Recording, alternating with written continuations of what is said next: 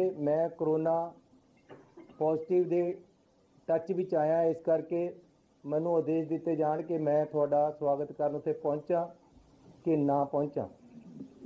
उत्थों सानू लिखती तौर पर आदेश आया WhatsApp ते मैसेज कि हिमाचल ते हरियाणे दे मुख मंत्री भी BC ते जुड़ रहे, तुसी भी BC ते जुड़ जाओ, तुहानू फिर इस हालत च नाल नहीं आना चाहिदा।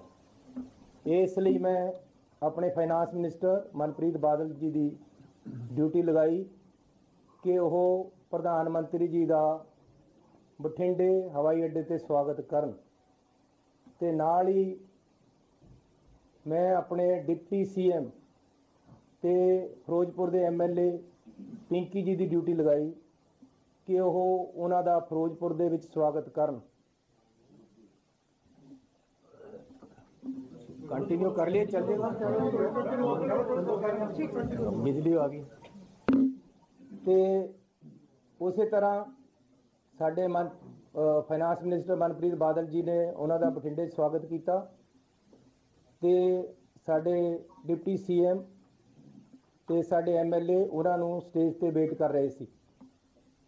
जिहड़ा कल मैनू जब इत्थे कैबिनेट मीटिंग इसे कमरे चल रही सी, लगभग 8 बजे के लगभग होम मिनिस्टर साहब का टैलीफोन आया कि चन्नी जी उत्थे साडे रैली विच आने वाले बंदियां नूं शायद रोकिया जाए, कुछ एजीटेटर आके सड़कों ते बैठ गए है, चारे पासे सड़कों ते बैठण की उन्हां दी योजना है, उन्हां नूं तुरंत हटाओ। मैं कहा जी असी हर एहतियात वरतांगे, रैली दे विच सेफ तरीके नाल बंदे आण, असी इहदी पूरी कोशिश करांगे। ते असी रात नूं 3 बजे तक कोशिश करके जिन्ने भी किसान रैली ते सड़कों ते बैठे सी उन्हां नूं उठाया। इहदे विच क्योंकि 5 दिनों तो केंद्र दीयां एजेंसियां IB SPG प्रधानमंत्री की जिन्नी सिक्योरिटी है उन्हां दीयां टीमां उत्थे आके फिरोजपुर दे विच बैठियां, वो आप हर चीज़ नूं मोनीटर कर रही हैं।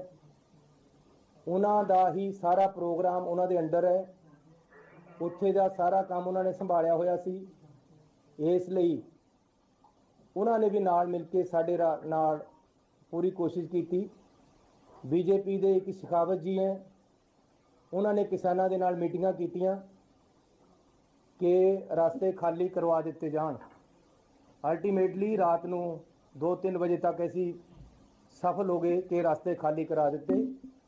उहदे विच रात नूं 1:30 बजे मैनू टैलीफोन आया साडे चीफ सैकटरी का कि जी जिहड़े एजीटेटर हैं वो ये गारंटी CM ऑफिस वालों मंगते हैं कि जी असी तां उठांगे, सानू प्राइम मिनिस्टर साहब तो गारंटी दवाई जाए कि वो उन्हां नाल मीटिंग करनगे। मैं उन्होंने कहा हुण रात नूं प्राइम मिनिस्टर साहब नाल तां हो नहीं सकती गारंटी, तुसी मेरे ऑफिस वालों DC ते लिखा के दे दो कि असी तुहानूं प्राइम मिनिस्टर साहब का टाइम दवा दांगे, तुसी रास्ते खाली कर दो। अल्टीमेटली रात नूं किसान मन गए, उन्होंने रास्ते खाली करते तो सारे रास्ते समूथली चलन लग गए। उस तो बाद मैं रात नूं लगभग 1:45 बजे IB दे डायरैक्टर साहब नूं टैलीफोन किया है, बाई चांस उन्होंने चक्या नहीं। मैं DGP नूं कहा कि उन्हों का मैनू नंबर भेजो, पहला उन्होंने मैनू नंबर भेजा, मैं आप उन्होंने कॉल की कि हालात बिल्कुल क्लीयर हो गए हैं उन्होंने दस्सण वास्ते ते उन्हों की राय पुछण वास्ते, लेकिन उस समय वो चक नहीं सके। 3 बजे तक ये काम ऐसी किया है। सवेरे लगभग 6:30 बजे मैनू IB डायरैक्टर का टैलीफोन आया, पहला मैं नहीं चक सकिया, कुछ मिनटों बाद मैं उन्होंने किया, उन्होंने डिस्कस किया, उन्होंने मैनू दस्सिया कि रात सारा ठीक हो गया, सारी पुलिस ने बड़ी मदद की है, साडा DG भी खुश सी, सारा कुछ ठीक होया। ये रास्ते ऐसी जिहड़ी रैली होनी सी उन्हां वास्ते खलवाए सी, उन्हां दा ही प्रोग्राम, क्योंकि ताकि कोई रैली विच आउण वाले बंदे नूं असुविधा ना होवे। ऐसी जिहड़े किसान एजीटेशन कर रहे सी उन्हां तो ਉਹਨਾਂ ਨੂੰ ਇਹ ਭਰੋਸਾ ਦੇ ਦਿੱਤਾ ਸੀ ਕਿ ਆਪ ਜੀ ਨੂੰ ਸਾਰਿਆਂ ਨੂੰ ਤੁਹਾਡੇ ਲੀਡਰਾਂ ਨੂੰ ਉਹਨਾਂ ਵਿੱਚੋਂ ਅਸੀਂ ਪ੍ਰਾਈਮ ਮਿਨਿਸਟਰ ਸਾਹਿਬ ਤੋਂ ਮੀਟਿੰਗ ਦਾ ਟਾਈਮ ਦਵਾ ਦਾਂਗੇ। ਇਸ ਗੱਲ ਤੇ ਸਹਿਮਤੀ ਹੋ ਗਈ ਸੀ, ਕੋਈ ਇੱਥੇ ਐਜੀਟੇਸ਼ਨ ਰਿਹਾ ਨਹੀਂ ਸੀ। ਉਸ ਤੋਂ ਬਾਅਦ ਸਵੇਰੇ ਪ੍ਰਧਾਨ ਮੰਤਰੀ ਜੀ ਦਾ ਜਿਹੜਾ ਪ੍ਰੋਗਰਾਮ ਸਾਨੂੰ ਆਇਆ ਸੀ ਉਹ ਮੈਂ ਤੁਹਾਨੂੰ ਦੱਸਣਾ ਚਾਹੁੰਦਾ ਕਿ ਇਹ ਮਿੰਟ ਟੂ ਮਿੰਟ ਪ੍ਰੋਗਰਾਮ ਪ੍ਰਧਾਨ ਮੰਤਰੀ ਜੀ ਵੱਲੋਂ ਆਇਆ ਹੈ, ਉਹਨਾਂ ਦੇ ਆਫਿਸ ਵੱਲੋਂ ਆਇਆ ਹੈ।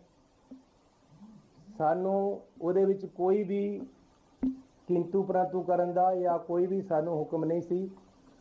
ਸੀਟਿੰਗ ਅਰੇਂਜਮੈਂਟ ਵੀ ਪ੍ਰਧਾਨ ਮੰਤਰੀ ਜੀ ਦੇ ਦਫ਼ਤਰ 'ਚੋਂ ਆਇਆ ਕਿ ਪ੍ਰਧਾਨ ਮੰਤਰੀ ਜੀ ਕਿੱਥੇ ਬੈਠਣਗੇ, ਉਹਨਾਂ ਦੇ ਨਾਲ ਕੌਣ ਬੈਠੇਗਾ, ਦੂਸਰੇ ਪਾਸੇ ਕੌਣ ਬੈਠੇਗਾ, ਤੀਸਰੇ ਪਾਸੇ ਕੌਣ ਬੈਠੇਗਾ, ਹੈਲੀਕਾਪਟਰ ਦੇ ਵਿੱਚ 4 ਸੀਟਾਂ ਹੋਣਗੀਆਂ, ਉਹਦੇ 'ਚ ਕੌਣ ਕੌਣ ਬੈਠੇਗਾ, ਪ੍ਰਧਾਨ ਮੰਤਰੀ ਜੀ ਜਿੱਥੇ ਜਾਣਗੇ ਕਿਸ ਤਰੀਕੇ ਦੇ ਨਾਲ ਜਾਣਗੇ, ਜਹਾਜ਼ ਵਿੱਚ ਕਿੱਥੇ ਜਾਣਗੇ, ਤੇ